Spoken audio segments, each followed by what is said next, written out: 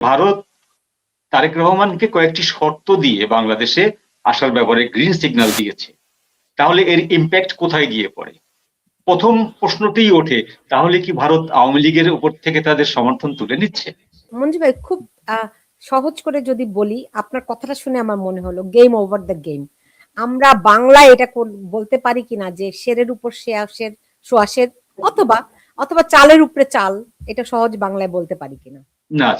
সেটা বলতে পারি না, কারণ সেটা হলো শেরের উপর সোয়াশের মানে হচ্ছে যে আপনি যতটা ক্ষমতাবান তার চেয়ে আর একটা ক্ষমতাবান আপনার উপরে সাওয়ার হচ্ছে, এরকম। আর এটা হচ্ছে যে খেলা হচ্ছে, পাবলিককে বোঝানো হচ্ছে যে খেলা হচ্ছে এক ধরনের খেলা, ফুটবল খেলা। সেই ফুটবল খেলার ভিতরেই আপনার কূটনীতি খেলা হচ্ছে, ব্যাপারটা এরকম। মানে এক খেলার ভিতরে আর এক খেলা হচ্ছে। যেমন ধরুন, তারেক রহমান ভারতের কূটনীতিকদের সাথে লন্ডনে বৈঠক করেছেন। বাংলাদেশে আপনার ভারতের যে রাষ্ট্রদূত, হাই কমিশনার, তিনি বিএনপির নেতাকর্মীদের সাথে বসেছেন। এই মর্মে যে বাজারে খবরটি প্রকাশ হচ্ছে, এর কিন্তু কোনো প্রমাণ কারো হাতে নেই, কোনো এজেন্সির কাছে নেই কিন্তু যে প্রমাণ।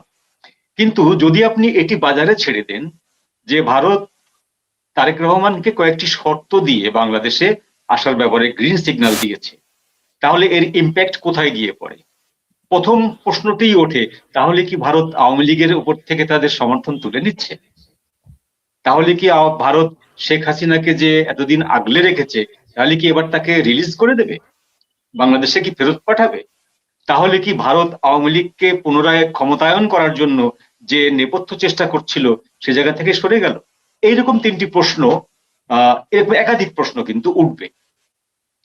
এই প্রশ্নগুলোর ভেতরে আবার যখন জয়শঙ্কর সাহেব 4 ঘন্টার একটি ঝটিকা সফরে আসলেন ফুনারেলে অংশ, এই শেষকৃত্যে অংশ নেওয়ার জন্য, তিনি এসে যে ছোট ছোট কয়েকটি ঘটনা ঘটালেন, সেই ঘটনাগুলোও কিন্তু অন্যরকম একটি ইঙ্গিত দেয়।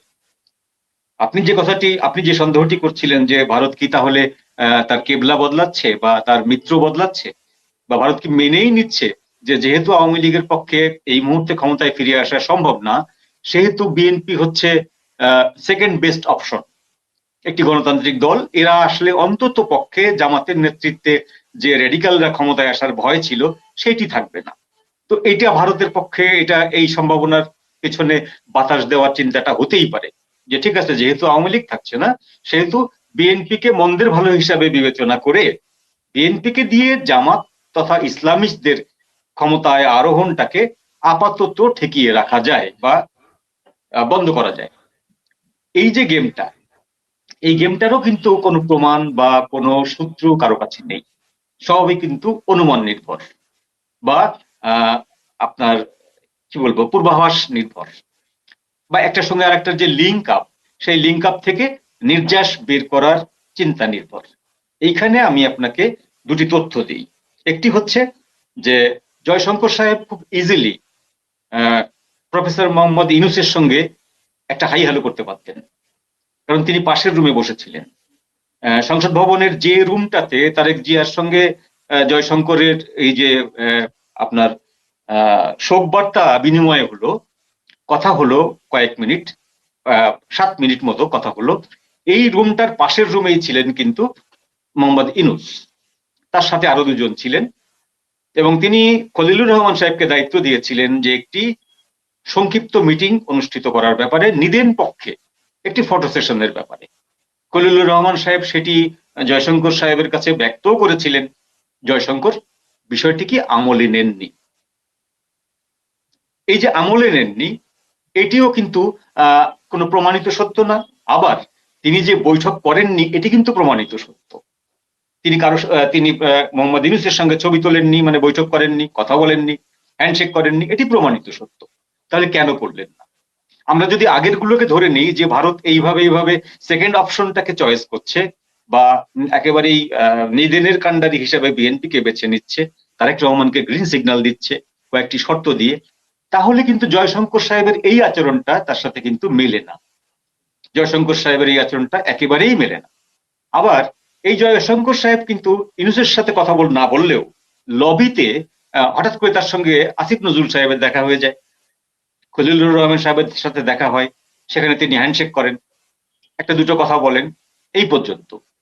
এরপরে যখন জামাতের আমিরের সাথে কথা হচ্ছে, জামাতের আমির সেটিকে মিডিয়ায় প্রচার করছে যে আমাদের সাথে যে কথা হয়েছিল ভারতীয় পক্ষের অনুরোধে আমরা সেটি গোপন রাখতে চাইছি, ভারতীয় প্রতিপক্ষ আমাদেরকে সেটি প্রকাশ করতে নিষেধ করেছে। কিন্তু যেটি প্রকাশিত হচ্ছে সেটি হলো যে জামাতের আমির একটি লিখিত বক্তব্য বা লিখিত বিষয় আর জামাতের পক্ষ থেকে জয়শঙ্কর সাহেবকে দিতে চেয়েছিলেন, জয়শঙ্কর সাহেব সেটা নেননি, কারণ এটি প্রোটোকলের মধ্যে পড়ে না। এটি যে কূটনৈতিক ডিপ্লোম্যাটিক যে লেনদেন, ডিপ্লোম্যাটিক লেনদেনটায় এই ধরনের চিঠি বা এই ধরনের আবেদন বা এই ধরনের অভিব্যক্তি ডিপ্লোম্যাটিক চ্যানেলে পাঠাতে হয়, হাতে হাতে কেউ এটা রিসিভ করে না। এই বিষয়টি তাকে স্মরণ করিয়ে দিয়ে তিনি সসম্মানে তার সাথে বৈঠক শেষ করেছেন 1 মিনিট সামথিং সেকেন্ড। তো এইটিকে, এই তিনটি ঘটনাকে নিয়ে যদি এখন বাংলাদেশে ঘোলা করা হয়, গুবলেট পাকানো হয়, অনেক কিছু কিন্তু এখান থেকে বের হয়ে আসবে। কিন্তু সত্য যেটা, ঘটনা পরম্পরায় যেটি মানে আভাস পাওয়া যাচ্ছে সেটি হলো যে ভারতের যে ইনক্লুসিভ নির্বাচনের দাবি সেই জায়গা থেকে ভারত সরেনি।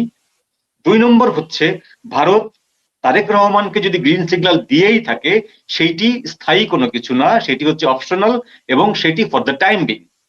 তারেক রহমানের পরবর্তী পদক্ষেপ কি কি হবে সেটার উপরে নির্ভরশীল। যদি তারেক রহমান আজকে যেমন জামাতের সাথে গাঁটছড়া বেঁধে বসলেন, কালকেও যদি এরকম করেন, পরশুদিনও যদি এরকম করেন, আপনি দেখবেন 7 দিন পরে ভারতের এই যে ভূমিকাটা তারেক রহমানকে নিয়ে, এটি কিন্তু আবার বদলে গেছে, যেতেই পারে। রাজনীতিতে শেষ কথা তো নেই। এখন এইরকম অবস্থায় তারেক রহমান যে ভারতের বক্তব্য বা ভারতের শর্ত হুবহু পালন করবেই, আমি এটা বিশ্বাস করি না। তিনি করবেন না, পারবেন না করতে, জামাতের চাপে পারবেন না।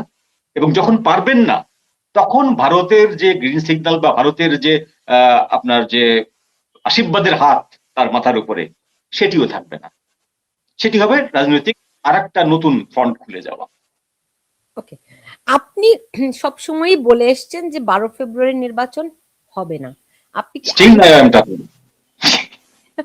আপনাকে যখনই আমার অতিথি পাই প্রথমে আমি আপনাকে এই জিজ্ঞাসাটা করি, কেন আপনি এখনো অটল আছেন? আজকে যদি আমি বলি, আপনি যে যেমনটি বলছিলেন শুরুতে যে আর মাত্র 4 সপ্তাহ 5 সপ্তাহ বাদে নির্বাচন, কিন্তু বাংলাদেশের সমাজের কোথাও এরকম কোনো চিহ্ন বা এরকম কোনো লক্ষণ দেখা যাচ্ছে না যে নির্বাচন হতে যাচ্ছে মাত্র 5 সপ্তাহ 6 সপ্তাহ পরে। জনগণের ভেতরে কোনো রকম সাড়া শব্দ নেই। শুধুমাত্র কয়েকটি দল, শুধুমাত্র 4টি 5টি দল, তাদের ভেতরে কেনা বেচা হচ্ছে, তাদের ভেতরে লেনদেন হচ্ছে, কে কোনটা ছাড়বে কে কোনটা ধরবে এইসব হচ্ছে। এর সাথে যদি আপনি যোগ করেন যে নির্বাচনের জন্য যে বিশাল কর্মযজ্ঞ হয় প্রশাসনের ভেতরে, নির্বাচন কমিশনের, তো সেই কর্মযজ্ঞের কোনো কিছুই কিন্তু দৃশ্যমান হচ্ছে না। তারপরে ধরুন আপনি টেকনিক্যাল দিক, যে নির্বাচন কমিশন যখন তফসিল ঘোষণা করে, তফসিল ঘোষণা করার পরে দেশের আইন শৃঙ্খলা পরিস্থিতি থেকে শুরু করে এই যে নিজেদের নিরাপত্তা, আপনার প্রার্থীদের নিরাপত্তা বিধান সহ নির্বাচনী যাবতীয় কর্মকাণ্ড একমাত্র সোল এজেন্সি থাকে হচ্ছে নির্বাচন কমিশনের কাছে, সরকারের কাছে না। কিন্তু এখন পর্যন্ত সবকিছু কিন্তু সরকারই নিয়ন্ত্রণ করছে, ইন্টারিম সরকার নিয়ন্ত্রণ করছে। এটাতেও আপনার মনে হবে যে নির্বাচন কমিশনকে বলা হয়েছে একটা ঘোষণা দিতে, তফসিল দিতে, নির্বাচন কমিশন তফসিল দিয়ে বসে আছে। এরপরে ধরুন যে নির্বাচন কমিশন যখন দাবি করেছিল যে এই অমুককে অমুককে নির্বাহী বিভাগের অমুককে অমুককে নির্বাচন কমিশনার হিসাবে আমাদেরকে এখানে নিয়োগ দিতে হবে, সেনাবাহিনীকে আমাদের এখানে ডিপুট করতে হবে, বিভিন্ন বাহিনীকে ডিপুট করতে হবে, এবং প্রতিটি, বিশেষ করে ওয়াকার সাহেব ডিক্লেয়ার দিয়েছিলেন যে প্রতিটি কেন্দ্রে 3 বাহিনীর প্রধান, মানে 3 বাহিনীর সদস্যরা থাকবে, যেটি বাংলাদেশের প্রেক্ষাপটে সম্ভব না। আপনি যদি 4000 5000 আপনার ভোট সেন্টার ধরেন, আপনার ভোটদান কেন্দ্র ধরেন, তো সেই জায়গাটায় আপনি এতগুলো সেনা, নৌ, বিজিবি, পুলিশ আপনি মোতায়েন করতে পারবেন না, এইরকম স্টক আপনার হাতে নেই। সুতরাং এইসব জিনিস বিবেচনা করে একটি মোটা দাগে যে কোনো লোক বলতে পারে যে নির্বাচন হতে যাচ্ছে 12 তারিখে, এইটি শুধুমাত্র কয়েকজন ব্যক্তি জানে। এর বাইরে এর কোনো যথাযথ প্রয়োগ বা কর্মকাণ্ড এগোচ্ছে এরকম কেউ কিন্তু বলতে পারবে না। সুতরাং নির্বাচন ফেব্রুয়ারিতে হচ্ছে না, নির্বাচন পেছোচ্ছে, পিছিয়ে সেটা জুনে হতে পারে, এপ্রিলে হতে পারে, মার্চে হতে পারে, কিন্তু ফেব্রুয়ারিতে হচ্ছে না, আমি এখনো বলছি। জি, ক্লিয়ার। আমরা দেখলাম যে বিএনপি এবং জামায়াত তারা বেশ কথা চালাচালি করছিলেন, মানে পরস্পর পরস্পরকে আক্রমণ করছিলেন। কিন্তু তারেক রহমানের গত দুদিনের যে বৈঠক, যে বক্তব্য আমরা দেখলাম, এতে করে কি তারা এই যে শত্রু শত্রু খেলা কিন্তু অন্তরালে বন্ধুত্ব, এই প্রক্রিয়ায় অগ্রসর হচ্ছেন?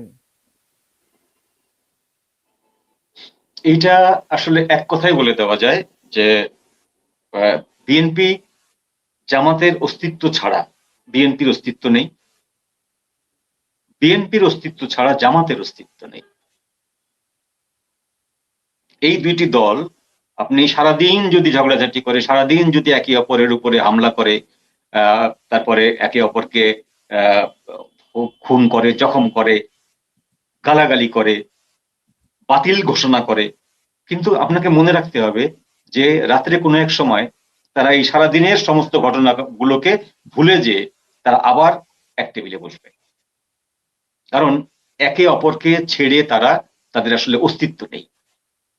বিএনপির যে রাজনৈতিক ইস্যু, রাজনৈতিক একটা তো কোনো প্রতিটা দলের একটা করে মূল ইস্যু থাকে যে আমরা গণতান্ত্রিক দল, আমরা গণতন্ত্র কায়েম করব, বা অমক বলতে পারে যে আমরা ইসলামিক দল, আমরা দেশে ইসলামী শরিয়া কায়েম করবো, এটি একটি ইস্যু। তো সেরকম বিএনপির একটি মাত্র ইস্যু, যে ইস্যুটা জামাত ব্যবহার করে, সেটি হলো যে anti Awami League, anti India সেন্টিমেন্টের যে লোকজন, তাদেরকে একটা মোটামুটি ঘোল খাইয়ে বা মুখোশ টুখোশ পরিয়ে, একটা চশমা পরিয়ে তাদেরকে গণতান্ত্রিক দল হিসেবে নিজেদেরকে জাহির করা। ঠিক একই কাজ কিন্তু জামাত করে। তো আপনি যখন দুটো এক কাজ, সেম কাজ যখন দুটো পার্টি করবে, তাহলে ওই দুটো পার্টিকে তো আপনি আলাদা করতে পারবেন না।